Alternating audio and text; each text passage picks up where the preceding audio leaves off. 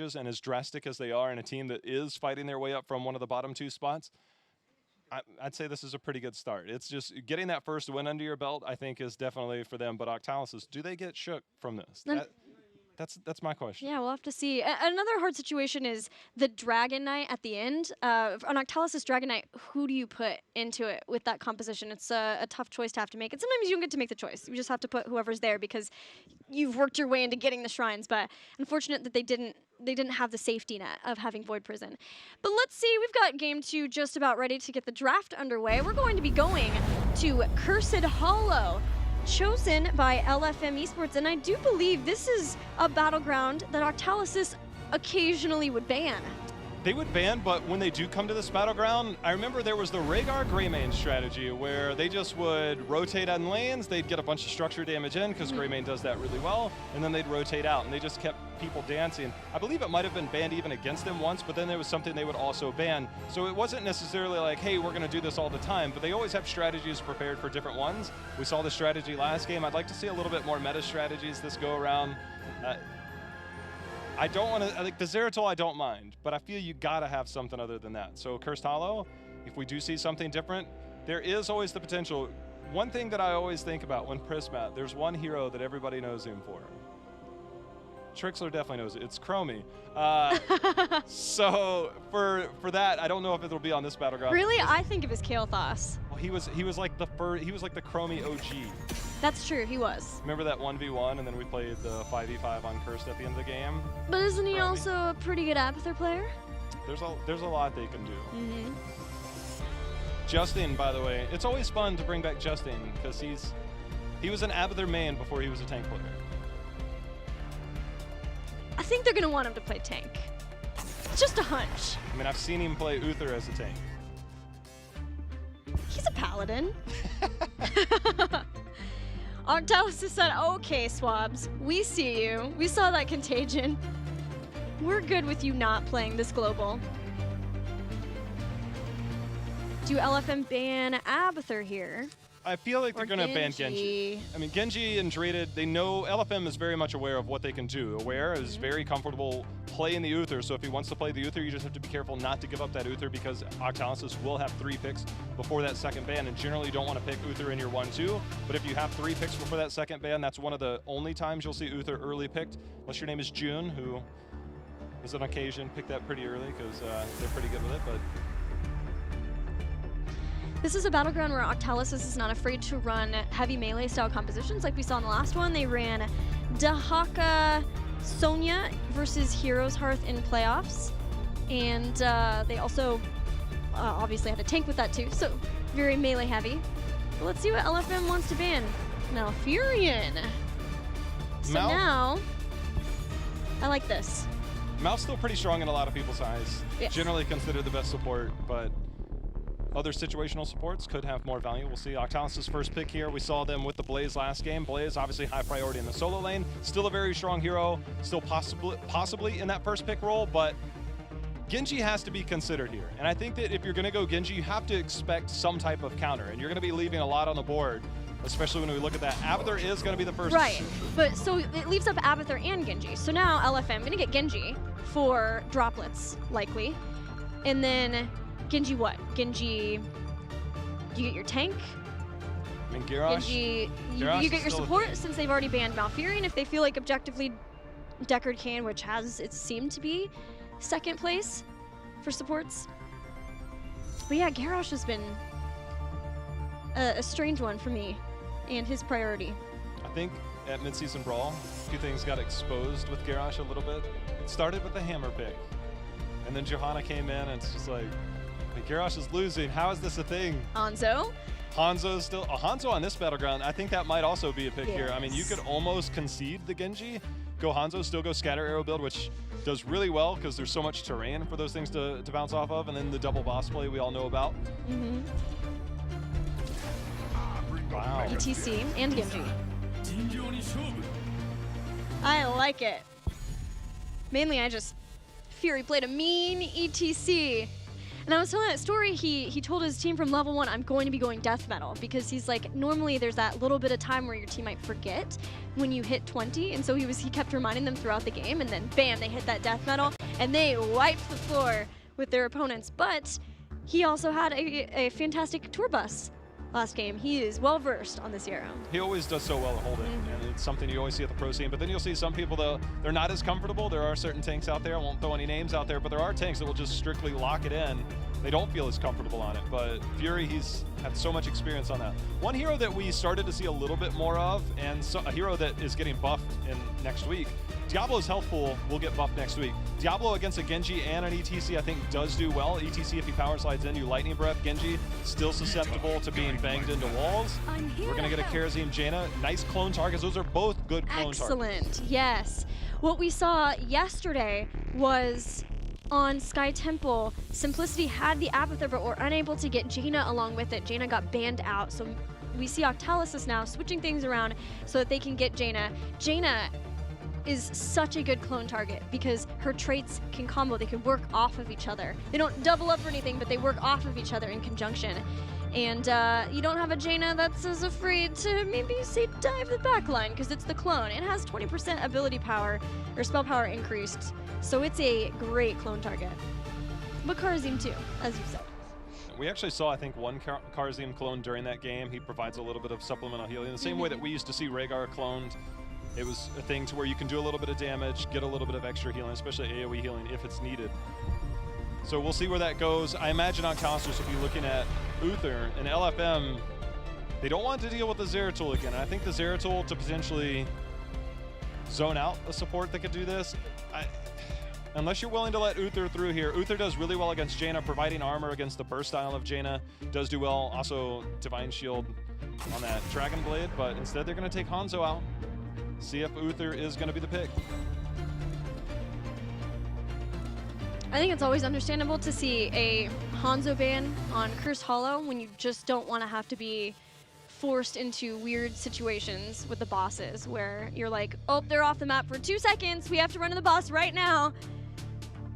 I really like that Phoenix from last game.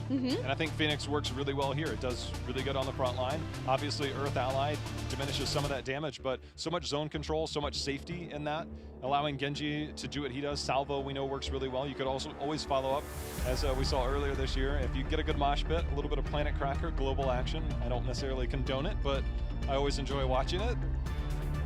There's not a lot of lockdown to control this warp either for what Octalysis has right now.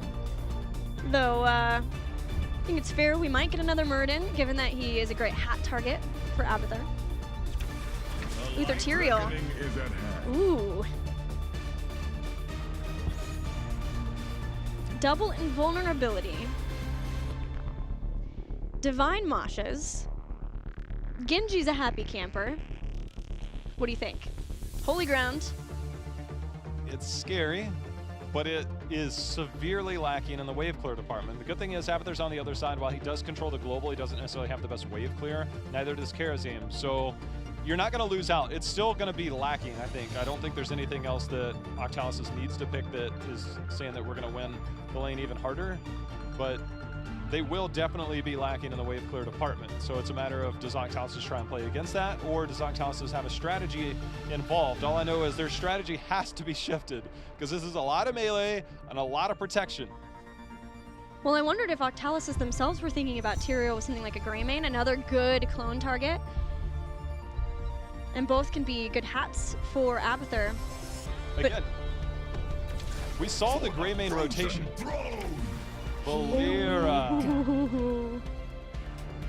Valeera, we started to heard rumblings of it at midseason brawl, and we're like, are we kidding? Is this real? It's very much real. We saw it earlier today. It works. It was a little bit wild game, but definitely that boss call. I watched it about 3 different times. I watched it live. I watched the replay right after. Then I went back and I watched it on Twitch, which is on a delay. And then I watched the replay on Twitch, so it's like I watched it 4 times. That was amazing. Now, you need ranged. And, you know, Phoenix can't warp out when you're silenced, a little bit more susceptible. We know Anubrak's going to be looking to cocoon the Uther, but there is still so much protection. As you mentioned, the sanctification that's going to be there. You only have one Cocoon, and you have a possible Dragon Blade, though X-Strike is also possible, Divine Shield, and Sanctification. But Tyraels are fairly broadcasted with when they want to Sanct, especially if you're all in with the Genji with the ETC2. Valeera may be able to disrupt that somewhat with a Garrote. Silences have been problematic for other Tyraels. Last pick. Li Ming, double reset, double invulnerability. Off a Mosh, potentially. One thing that is interesting to think about, if you look at Octalysis draft, and you say, who's the clone target? You could actually say everybody. A Nubrak is a really good clone target. If you have 4 stuns, double E, double Qs, that's a really good combo. Double Kerosene, very good for the extra healing. Double Jaina, very good. Even Valeera, who we've seen cloned before, even earlier as Smexy was able to do that. So there's a lot of blow-up potential on the side of Octalysis. This is going to be pretty wild. And with Li Ming, Cocoons are less of a problem. Disintegrate. Yes, a new Barak is... Ooh, your only interrupt? Better hope there's no Moshes. Woof. There's gonna be Moshes, it's Fury! Unless he plays Tyrael. Isn't there a Trixler Wolf emote? Yeah. Wolf. I just say it, because I really like it. Woof. It conveys appropriately how I feel about that. Wow. All right, who's playing? Figgy's gonna be Li Ming, and Fury's on ETC. Okay, here we go. The Abathur had in a Valeera, and I can tell you early game that it does not... If you're a Genji, you have to be very careful of your mobility talents. It's really hard to get away, and a lot of times the problem is that if you're off trying to get kills and you get kind of caught out a little bit, Valeera kind of stays on you, and if you don't have the proper healing, then you basically have to hearth and reset. You have to tap. And Abathur hat on top of that is terrifying for Genji and Li Ming early game. I sort of wondered if LFM would be inclined to lane in like a 2-1-2 to try to protect Genji and Li Ming, or have Genji be able to rotate around. But the laning setup, regardless, is going to be interesting to see from LFM. They're starting with the tri-lane toward the top. Use Li Ming to get some siege onto the towers. Has 4. There's a lot of protection here, and so the thing with Genji bot lane is that he's the furthest out of danger. He doesn't have to hard clear. It doesn't force a natural response because he can get away. So wasting a gank opportunity on Genji, you send Valeera and team down there, you don't get the kill.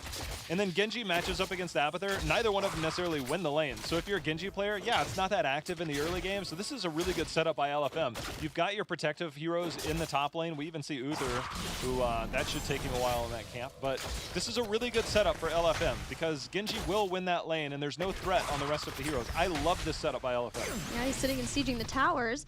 Uther is on 1 camp. Octalysis sent 3 for an early bruiser camp, and they didn't hold it. So we'll see what they can do here in the mid alongside it with that spell, armor, aura. It very much disrupts the rotation because now it's going to be forced to respond. And when I talked about wave clear, Gilly, this is part of wave clear, not just the minions, but the camps. And with the spell aura, you don't have a lot of range that can deal with that. And Li Ming does not do well trying to go into this. So this camp is about to get tremendous amount of value. This entire wall will fall. I wouldn't be surprised if they might try and do more.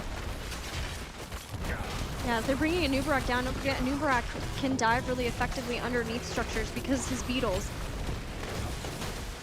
They're going to keep going. Yeah, the lack of wave clear is so difficult here, and ETC is about to get absolutely blown up. Power slide interrupted. That's going to be first blood, and Octalysis has exposed the weakness here of LFM, and they are dominating this mid lane. Yeah, Justin getting a little bit of revenge for the last game versus Fury, waiting until he tried to power slide out, and then getting the burrow charge on him. That's what I love about this match. Fury and Justin have been playing tanks for so long. It's really fun to see them try to mess with each other. So this is surprising to me. We've seen a standard Valeera build up until this point, going into the Q build when you're out of cloak. Poisons. But This is particularly interesting. Wound Poison, whenever you use this, it's a 15-second cooldown. It reduces the healing for 4 seconds against that target. So now, instead of doing extra damage, you reduce the healing. And when you see Uther, those are 2 long cooldowns. So an interesting adaptation here. Have not seen this iteration of the Valeera build, most namely because there's not a whole lot of Uthers on the other side. So curious how this will work. Well done, knowing that he was going to burrow charge out. Droplets and Aware had him off and get the kill just as the tribute was starting to spawn. Octalysis immediately respawn, going back into the lanes, ensuring that they don't lose out on the soak anywhere. The Poisons is an old build, you can see it there, the Wound Poison. An old build that Solemn used to run when he would play Valeera, and it was the first iteration of Valeera, so before we saw her be reworked. So it's a cool adaptation. Of course, it's going to be great versus Uther. Divine Shield may be necessitated earlier in a fight that they can capitalize on. Well, the flaw there, again, is that you do get shields from Tyria. You do have a Divine Shield. You do have all sorts of abilities to keep alive. And the lack of damage was very evident, despite the shield from Tyria getting that bonus damage. I believe it's 125% bonus damage when you do use that Q, which is the build that we saw earlier and something that we've seen since MSB. It's going to be lacking, so they're going to need a bit more pop, and we'll see that potentially when the clones come in post-level 10. Double front wall, as well as the fort in the mid, affords Team Octalysis a level lead. Unfortunately, losing Justing right before the last tribute means that they're not on their way to getting their second and then trying to turn that into 10 and a curse. But now with this positioning, should be able to get their own tribute on the board. The damage is actually here at level 7, and that was picked up for Valeera. 4 and 7 backwards. So still, trying to get some bonus damage in there, you can actually see a bit of damage going in. So next tribute here, Abathur's going to be doing his soaking, but now I can't pushing in here in the mid. Fury, we'll see if he can get that interrupt. As a matter of fact, it's going to be Figgy coming in with the magic missile. Buds will stand in position. But Figgy still makes the interrupt a thing. LFM's trying to punish this idea of having the Bruiser camp in the mid and the Abathur too. Team Octalysis having that Abathur hack can still try to get into the skirmishes here, but lacking a body here without being able to use ultimate evolution.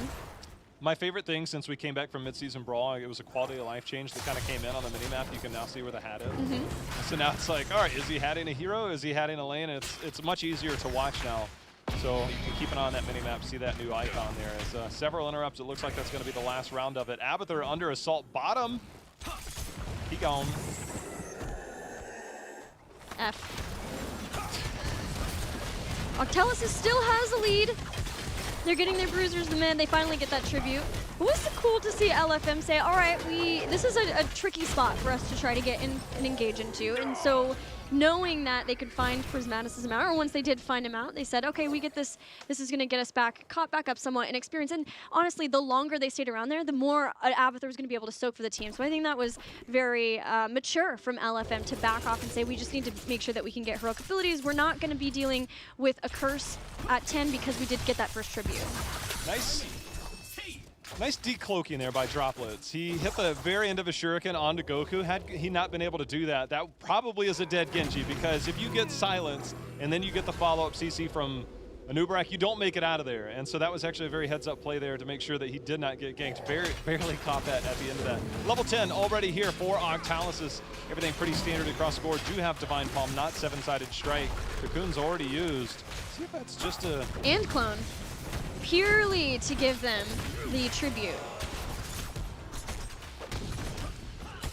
I mean, they are fair. I mean, Clone was... Its cooldown was lengthened quite a bit some time ago, so that is a very long cooldown. Cocoon not so much, but Clone a bit surprising. Going for the boss while both of those abilities are down, but seeing that LFM are in the mid, bruisers are a lot more problematic for LFM because of that early push for Octalysis. It just gives them so much vision over what LFM are trying to do. They're going to back off of the boss. It's taking them a little bit too long.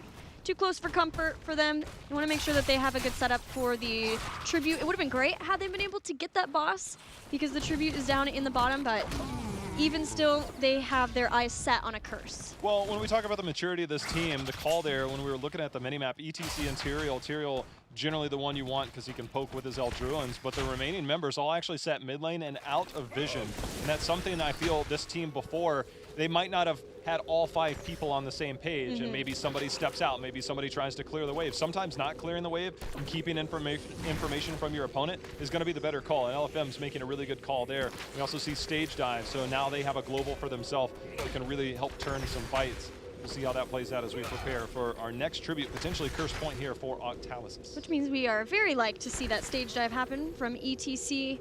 It's just a matter of when, and if someone can be exposed to be weak to that. Shurikens decloaked Goku, but Druins was forced to get the interrupt on the channel. They're going to try it again. The magic missiles start to come in. Goku just trying to find an opportunity because he knows if he gets on, that's the thing. If Genji gets targeted by either a Nubarak or Valera, they don't live. One of them doesn't necessarily do it. Here we go. Stage dive. Their heal reduction is there, which forces out the Sanctification, and now we see the Dragon Blade from Droplets as he is in the back line. Justin missing the Burrow charge, does not hit Droplets, and he was free to continue.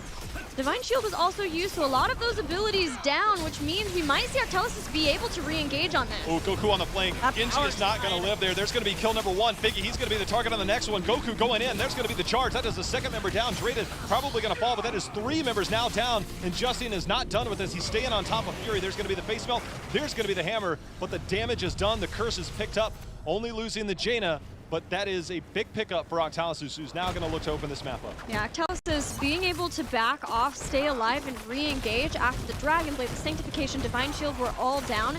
That's huge for them. That cannot happen. LFM, in using those abilities, need to get a kill or deal irreparable damage. The Octalysis is forced to leave, and now with some people being gone at the start of this curse, Octalysis gets 1 fort, a second fort, since they got that mid one earlier on, and has a big push up toward the top to try to open this battleground up, which gets a lot more value out of that Abathur. Well, it looks like they're going to go ahead, concede the last few seconds of this, and they're going to work towards the bosses. Several members are rotating up now from Octalysis. The one thing it does give you when you do get this is it gives you a lot of vision. Abathur, all you have to do is hat the wave, press W, and then you clear the full wave while they're cursed, so it makes it a lot easier. So we're going to see a boss call. This for LFM. They're either going to have to pick Giants to neutralize some of this push, or they should have already started the boss on their own side. They've done neither, so they're going to lose out in the long run here as Octalysis does pick up their boss. They get their boss. LFM has stage dive back up with ETC toward that top, defending, but Octalysis are beelining for the second boss.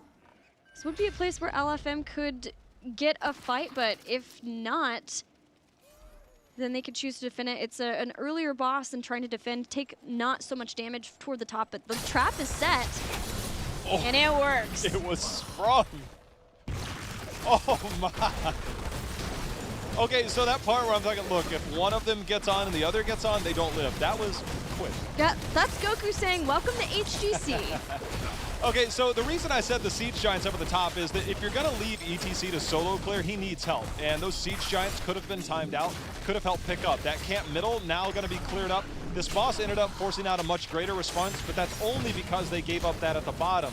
And you can give up an early enough boss, but they could have done that, I think, a little bit more refined. Now they find themselves down a level and a half as this boss starts to take down the keep wall. You're going to start looking at 16, and if Justin and Goku can get in and get another pick, this boss could snowball very rapidly into keep and maybe beyond. Yeah, because of that 16, so close. Not even a soft poke. That surprises me a bit. No information. Yeah. If it's not going to guarantee the kill, then no information given. Mid has bruisers for LFM. That's what they were working on while Octalysis got their first boss. And the only other tricky thing for Octalysis is that if they weren't going to guarantee get a kill from there, it would have been a place where maybe LFM could have tried to engage behind the boss and get back into this game. That's where stage dive comes in. Sometimes you just need to get that slow back there, and then the speed up from Tyrael. A little bit of mobility I hear Genji has definitely makes it a scary prospect. So Octalysis making the safe call. They're going to pick up a couple camps of their own as the next tribute underway. Look for LFM to concede this tribute. No need to even contest this. No 16, no problem. Only one tribute will now be going over to Octalysis. So now that we're at 16, we're seeing Numbing Blast be the choice. So Jaina has a little bit more lockdown versus some of those dive heroes, of which there are many. And there's a lot of mobility to try to help her as they dive between the Quicksilver and the Adrenaline boost. At 16 for Abathur. Structures are untouched, thanks to that mule too from Abathur, and that is also where LFM are hurting a lot of experience. Yeah, even if they take a team fight in the next, say, 3-4 minutes, the work is still a lot to be accomplished, and it's just because that mule has kept everything so healthy up until now, and LFM has struggled to get any type of clear. And when I mentioned the lack of wave clear, this is an opportunity where you actually let waves push out because you don't want to get caught in the lanes. Nice spray there. Fury's like, look, I know you're there, and I'm going to let you know. I can't communicate with you directly, but I got a spray. And It's such a good spray, too. Hello. Well, LFM almost have 16, so they can try to contest this next tribute. Though again, it's not a curse yet for Octalysis, but LFM really wants to be able to get some of these lanes pushed out, take out some of the structures so they can start opening up a way for them to win the game if they can start winning fights. 16 still not here. They should be able to pick it up off the middle wave, but because Octalysis holds vision, yes, I wonder, actually they're not going to get it off that. I wonder if they're even going to try. Oh no. See if they commit. Goku. Oh yeah, he's committing. There's a cleanse. Now we've got a stage dive. This is going to turn. Holy Ground's actually locked Goku in, who's put down shadows. He is in the shadows. He is in the smoke. And now all of a sudden, Dragon Blade is out. We still have all kinds to help there. Buds does get his proc there on the Divine Palm, but he is Holy probably Ground not gonna survive for much longer. These Holy Grounds have been epic for Swabs. Oh. Fury dies as he was going untreated. Goodbye, 1-for-1. Genji gets taken out too. Octalysis are turning this around as Goku is having a heyday around all of LFM. Oh, another Holy Ground going to display. If he has a Q available. Actually, you're a little bit faster while you're invisible there. Yes. Be aware. This is one of those times where it's better to die quicker, my friend. And that is a full team wipe, and this should be quite an advantage. I think right now Octalysis is sitting on 2 tributes. The boss 10 seconds away in the top right. See if they prep this lane a little bit, take down the structures, then look, see where the next tribute's going to be, and it actually is not in the best spot for them, but it does allow them to get the boss, force out a rotation and response from that, then potentially go down. They don't have a global, but depending on how many people respond from LFM, we might see an Abathur try and pick this up if they really want to get risky, but right now this should be a keep. If I'm Octalysis, I'm looking keep minimum, and I'm not necessarily worried about the curse because you get a keep from this, you're going to be looking at the race towards 20. And if you're LFM, you might be forced to take a fight behind this boss, but they might just try and make another double boss play. Yeah, curse plus double boss would be terrifying to deal with LFM, and Octalysis are at 19. They're rounding the corner. Yeah, but double boss play, I think, this might be the kill potential. If they get Siege comes down during that, yeah, they're going for the home run. So loved the call and really respect it from LFM just to try to engage when Swabs was in danger. Went back into the Holy Ground, the separation, and the stage dive too, but that numbing blast from Jaina paid off in dividends, hitting both of them in the center, which gave them enough time to set up in a better position. Gilly, they're not making the boss call because they don't have 20. They did not push with the boss, and now it's not a guarantee it's going to get a keep. They're still going to be able to play around the 20 tier advantage, but I feel like they could have gotten more. This boss apparently is not getting enough of a response, as it might actually just take down a keep. Respecting the volatility of LFM's composition, barely got a keep, but... Okay, well, put me on the side of proven wrong. Yeah, well, LFM... Octalysis didn't know how many people were going to defend that, right? But LFM also didn't know if Octalysis would try to double boss, and that is enough of a problem that they were willing to keep 2 there. Just barely took the keep. May have even been LFM not realizing or thinking that they were able to better defend that. But now keep down with catapults, and Octalysis has 20. They're a tribute away from having Curse, though they used Cocoon, hoping to get a kill. Stage dive was used there, I believe, in response. Was stage dive used? No, it was not used. That's right, we actually have cooldown timers now. Yes. All right, tribute toward the top, but this is a trap around the boss. Octalysis know that if they try to head to that tribute, then they may be giving up the boss here, and they're capping that. Could also try to pick up the tribute, but it would be risky. Goku goes in, so does Justing on opposite sides. The pincer attack. Look at that numbing blast. Goodbye, Tyrael. Trait value is all you're getting out of that. And they instantly turn their attention over towards the boss. Prismath there on the clone, no threat. Tribute available, boss available, 20 tier.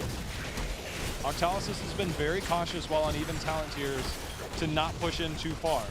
But now with Tyrael down, it looks like they might try and make more happen. Okay. Insta cocoon, and Justing dives back in. The silence was there. Divine Shield has to be forced, but they'll take out the kill on Aware instead. This is pre-20, so there's no redemption. That's a full kill on Uther. And no heals for Droplets once that Ghost goes down. Doesn't even matter. They'll kill him before the fact. 3 kills. Tyrael will be back up with Sanctification. They never picked out that tribute. Yeah, I kind of wondered if Abathur would have grabbed that, but Abathur actually moved bot lane. And this should be the victory march. Octalysis looking to even things up here as the keeps falling. That wave is a massive wave. No Uther, no Genji. And Goku, he's trying to get the target. Gonna miss on the burrow, but it doesn't matter as Fury taking so much damage under so much pressure. That is gonna be Octalysis taking game number 2 and evening up this series 1-1. Definitely very different feel than game number 1. Very different feel, but it still feels like Octalysis is working out some of the kinks, some of the bumps and bruises, especially after that game 1. Not at all going how they had planned, but one thing's for sure, Octalysis is coming in and proving that they want to be an aggressive team with this new lineup. And not a lot of damage to go around. It was more just, can you get the picks and can they matter? And you could see right there, Goku 5 kills, 0 deaths on the Valeera. It doesn't always matter if you're getting top damage. It just matters, are you getting the kills when it matters? And they definitely got them. Yeah, 14 kills to 4 in favor of Team Octalysis. Seeing the Valeera composition, how did you feel about it?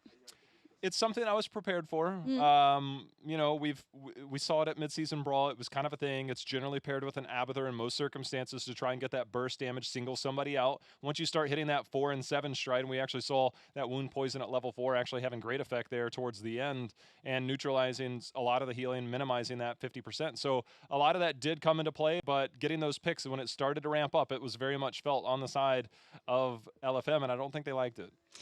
No. I feel like it was also maybe more of a wake-up call. Obviously, Droplets and the rest of LFM have been scrimming, but this is his first official match, and so coming in and receiving some of that punishment, because like going in on top of the boss point with the Dragon Blade, insta cocoon, and then stepping out just a little bit too far and instantly having the silence from the Valeera that's the kind of thing that it wakes you up and you realize that the level going from open division to the professional HGC division it's eye-opening. I just wonder, with Battlegrounds, obviously we saw Sky Temple, we saw Cursed Hollow, 2 of the best Abathur ones that we've seen, Sky Temple being banned actually, but Cursed Hollow being picked up. Abathur, some Battlegrounds he's not so great on, so we'll see if maybe LFM wants to choose Battleground this time around, or take it again, and see if they can maybe manipulate, say, look, we don't want to deal with Abathur compositions, we want to see if we can play something standard, we'll see if they take that pick. Well, we'll see. We are all tied up for this series as we head to a commercial break. After the break, Game 3 as this series continues.